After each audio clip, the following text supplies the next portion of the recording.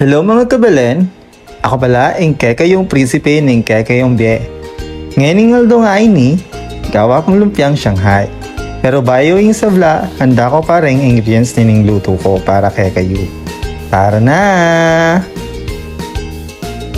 Oreni pala ring ingredients ang gamitan ko. Sibuyas, carrots, celery, bawang, giniling, saka pala gumamit tamong sesame oil. Ampong nor 4 cubes. Saka ebon, gumamit tamo rin palang asin at paminta. Ay palang kakalingwan ing pamalot. Tara na! Umpisahan tane. Ing mumunang gawan tamo, pihalo-halo tala ring sangkap.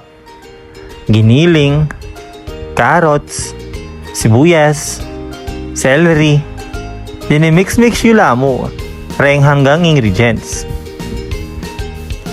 Pihalo-halo yung lamo hanggang mikalat laring lasa na ning sangkap.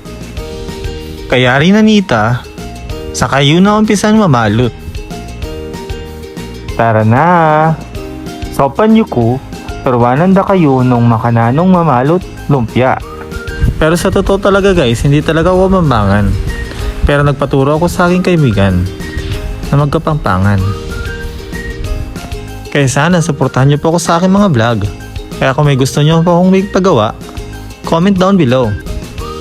Makantining pamamalot lumpia. Muna, maglagay kayong toppings king lumpia wrapper. Pidurot-durot yung lamo. Kaya rin nanitayang sobra pututan yula. Pero ring aliwa kasi na dumampuputulan ng sobra king gilid. At yun na kaya kayo, eto nung buri, yung pututan o wali. Kaya ring mamalot, ilagay yung kawali kang kalang. Dapat istuya mo ing lakas ng api, bangaya madulok ing lumpia wrapper. O sige na mga kabalen, hanggang na Kenny.